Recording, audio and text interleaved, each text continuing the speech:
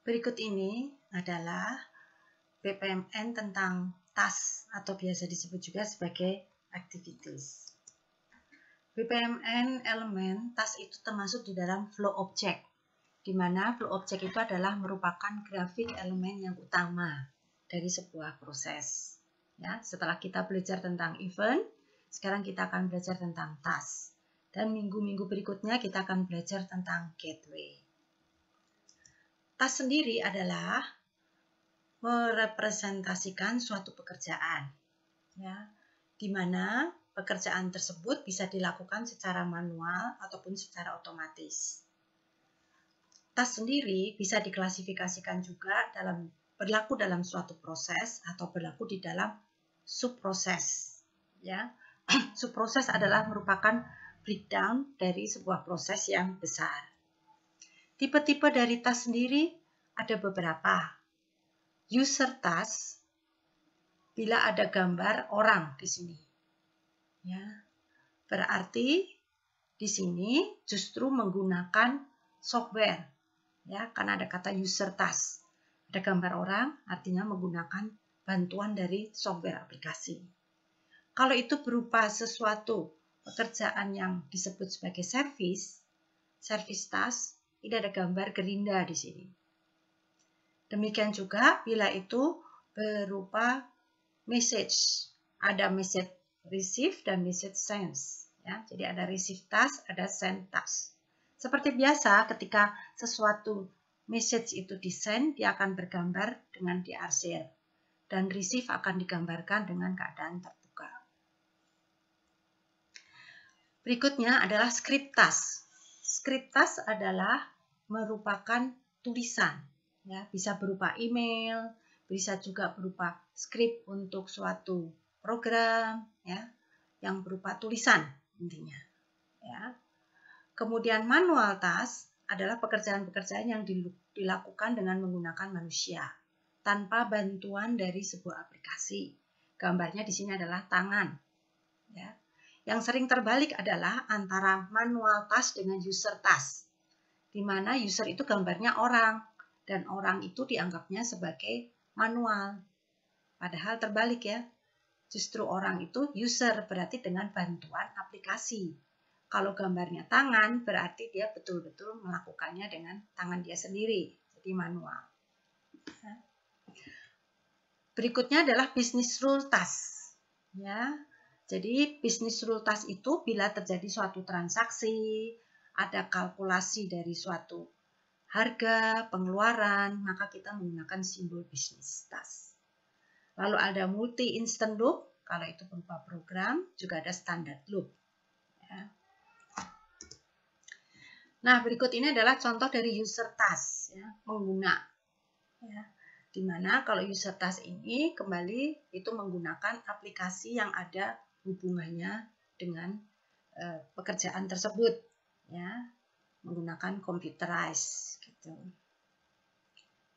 Contoh dari user task, ya, banyak aktivitas-aktivitas yang dilakukan yang kita menggunakan aplikasi, tidak menggunakan secara manual, ya.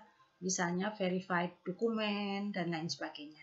Maka kita menggunakan gambarnya itu dengan user task. Service task.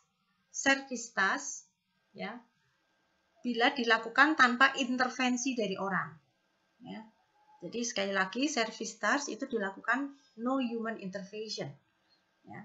Jadi kalau kita melihat gambar di sini, ya, misalnya validate client on blacklist. Nah, ini kita mencari di browsing kan, mencari dengan bantuan dari aplikasi kan, sehingga kita tidak memerlukan human intervention di sini ya. Jadi sistem with no human intervention, ya itu. Service task. Send dan receive task sudah sering kita lakukan ya. Kalau kita ada send, berarti message itu harus di receive gitu ya. Ada sesuatu yang kita berikan, proses itu akan selesai bila diterima gitu ya. Jadi ada throw atau disebutnya send, Kemudian ada catch atau disebutnya sebagai receive, gitu ya. Script task, tadi sudah dikatakan, script task sama, no human intervention. Ya, jadi tidak connect dengan any external service. Ya, shape ini, script task ini dikatakan misalnya send email, ya, atau ada scripting expression, ya, kita menggunakan gambar seperti ini. Ya, jadi otomatis, ya, suatu pekerjaan yang otomatis dilakukan oleh server. Jadi kita bisa saja menggunakan MailChimp misalnya untuk email-email yang bersifat marketing. Itu kan automatically akan tersebar tanpa ada bantuan dari manusia, gitu ya, tanpa ada campur tangan dengan manusia. Ya. Nah, itu disebutnya sebagai script task, tandanya seperti ini. Manual task jelas namanya manual, berarti memang dilakukan dengan bantuan orang. Ya, jadi misalnya sekretaris akan menfilling dokumen-dokumen, itu manual task karena dilakukan oleh orang. Business rule task bila terjadi sebuah transaksi. Contohnya di sini adalah compute discount. Jadi ada diskon-diskon yang diberikan, ada perhitungan secara transaksi sebelum meng-create bill. Nah, itu kita menggunakan gambar seperti ini, ya, business rule. Ya, jadi ada output yang dikalkulasi, yang diperhitungkan, gitu. Ya. Disbursement proses, ini contoh, ya, contoh untuk proses pencairan dana, gitu, ya. Ini contoh aktivitas-aktivitasnya seperti ini. Juga sama dengan beberapa task yang ada, ya, di mana di sini menggunakan tanda service charge, ya. Jadi service charge ini dilakukan tanpa bantuan manusia, kan? Misalnya untuk disbursement, untuk transfer, gitu ya, itu otomatis bisa dilakukan, gitu ya. Disbursement dengan penggunaan cek, ya, tapi memang issue ceknya kita menggunakan manual, kan, ditulis dulu, ya. Tapi pencairannya bisa dilakukan dengan mereka datang ke bank, bisa dilakukan juga secara otomatis, gitu ya. Nah, seperti itu. Kalau ada gambar orang, berarti tadi dianggap sebagai apa? User.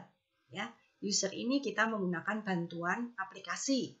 Ya, complete disbursement information. Nah, ini didapatkan dari mana? Complete atau enggaknya kita melihat dari sisi komputer. Berikut ini adalah contoh events yang diletakkan pada aktivitas. Ya, jadi sebagai contoh di sini adalah normal flow dan exception flow. Di sini menggunakan tanda ada waktu, ya, ada interruption. Jadi aktivitas itu akan di-interrupted atau ditunda, ya, bila ada sesuatu yang berbeda, ya. Ini normal. Kalau tidak normal bisa saja terjadi, gitu ya. Masih boleh proses itu berlangsung, tapi ada waktu, ya, ada interrupted, ya, atau bisa juga menjadi sebuah cancellation, gitu ya, tergantung keputusan yang diberikan. Juga time boundary, di mana time boundary itu bisa delay, tunggu, ya, atau waiting time, ya. Kalau itu berada di tengah-tengah, ya, di antara dua buah task, itu waiting time. Kalau kita letakkan semacam itu, ya. Tapi kalau kita letakkan itu menempel pada task, ya, disebutnya juga sebagai wait atau delay, ya, delay waktu, ya. Ini pengecualian, ya, ada pengecualian. Nanti kalau waktunya sudah betul, sudah pas, aktivitas itu bisa berlangsung kembali. Jadi berbeda, ya, antara waiting time dengan waktu delay. Waiting time itu sudah pasti bahwa itu akan ada waktu proses menunggu, misalnya proses keputusan untuk pencairan dana. Nah, itu kan menunggu keputusan dari atas, pasti ada waiting time, gitu ya. Nah, kalau delay itu biasanya gambarnya seperti ini, itu untuk proses-proses yang pengecualian, ya. Jadi ada time out, ya. Ada break dulu, baru proses itu bisa berlangsung setelah ada hal-hal yang bisa dipertimbangkan, ya. Bisa juga delay-nya tuh nanti berakhir dengan prosesnya ending atau hal-hal yang lain, ya, gitu. Nah, ini sebagai contoh time boundary event, ya, ada waktu penungguan, ya, waiting time to contact again. Jadi klien akan menunggu sampai dia dikontak lagi apakah permohonan claims-nya atau komplainnya bisa berlangsung dengan baik. Sama di sini ada dua, yang satu waiting time, yang satu adalah delay, ya. Karena ada control implementation of action. Jadi ketika ada sesuatu hal yang dihasilkan, perform action, kita harus nunggu dulu implementasinya kayak apa, gitu ya. Kalau implementasinya bagus, ya oke. Ya. Nah, kalau memang implementasinya ternyata tidak betul, ya mungkin harus kembali lagi.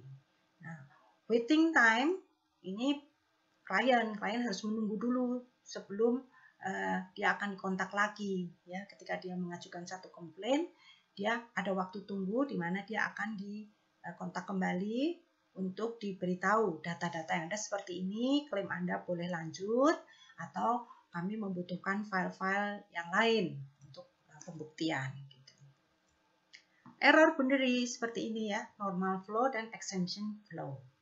Ya, dimana di sini activity B bisa ada tanda cancellation.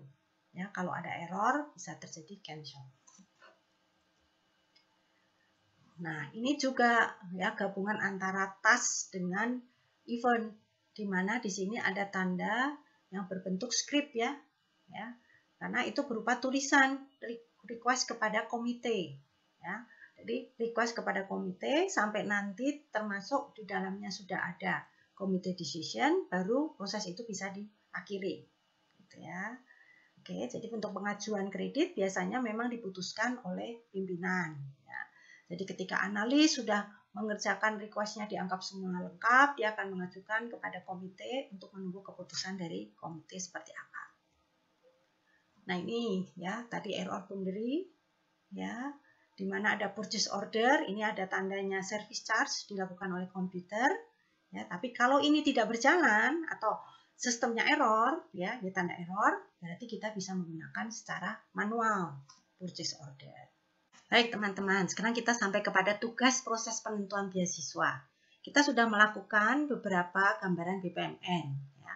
Nah kemudian kita akan menambahkan di dalam tas-tas yang ada, tambahkan user, manual, script, service, business rule, ya. Kemudian juga ada timer, error, boundary, event, dan lain sebagainya.